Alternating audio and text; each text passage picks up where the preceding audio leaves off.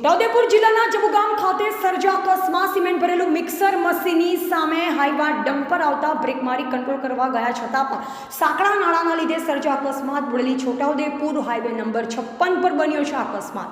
ગ્રામ્ય વિસ્તારની બાજુમાં જ આવ્યું છે આ નાળું। એક તરફ નજીકમાં આંગણવાડી તો બીજી તરફ નજીકમાં સ્કૂલ આવેલ છે। નાના બાળકો આ જ રસ્તા પરથી પસાર થતા હોય છે, તેમ છતાં પણ આ સાંકડા નાળાને મોટો બનાવવામાં આવતું શું તંત્ર હજુ કોઈ મોટા અકસ્માતની રાહ જુએ છે?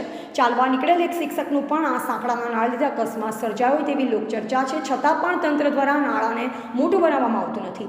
હજુ કેટલા ભોગ લેવાના બાકી છે તેવું તંત્રને પૂછી રહ્યા છે ગ્રામજનો। સિમેન્ટ ભરેલા મિક્સરમાં 3 પલટી માર્યા હોવાનું ડ્રાઈવર દ્વારા જાણવા મળ્યું। વારંવાર આ નાળા પર આવા બનાવ બનતા હોય છે, છતાં તંત્ર ઘોર નિંદ્રામાં સૂઈ રહ્યું છે તેવું ગ્રામજનો દ્વારા જણાવવામાં આવ્યું।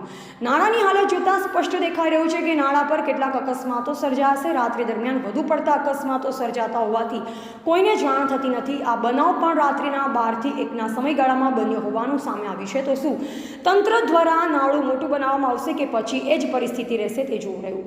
ટીવી ન્યૂઝ નેટવર્ક સાથે રિપોર્ટર ઝહીર સૈયદ, બોડેલી, छोटाउदेपुर। इस सकड़ा सामने से डंपर आ रहा था, पीछे से मैं आ रहा था। डंपर वाला पुलिया पे आके ब्रेक ले लिया, मैं ब्रेक मारा, गाड़ी मेरी इधर खींच ली, मेरा ब्रेक लगा नहीं। अब उसका खाली था, वो रुक गया, मेरी भरी थी, नहीं रुका।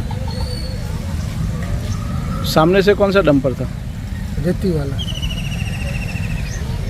वो भाग गया? वो है? वो भाग गया, मैं रोड पे गया तो भाग गया।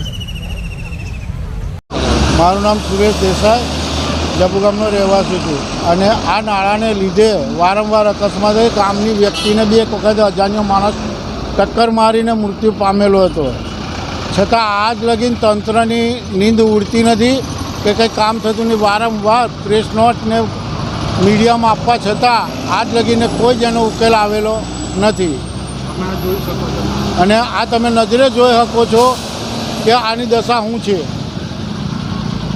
જો વહેલી તકે નાળું પહોળું નહીં કરવામાં આવે તો ઘણા અકસ્માત થવાની સંભાવના છે। ઉદયપુર જોડતો રોડ છે।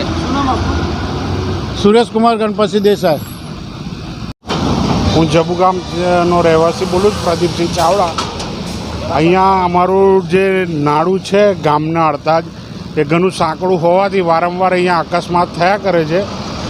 તો અમારી નમ્ર વિનંતી છે માર્ગ અને મકાન વિભાગના સાહેબોને કે આ નાળું મોટું કરી આપે। ઘણું સાંકડું હોવાથી અહીંયા ઘણા એક્સિડન્ટ થયા છે। આજે પણ એક એક્સિડન્ટ થયો છે, તમે જોઈ શકો છો કે અહીંયા ટ્રક એક ઊંધી વળી છે નાળું તોડીને, અને ઘણા અહીંયા અકસ્માતો થાય છે વારંવાર।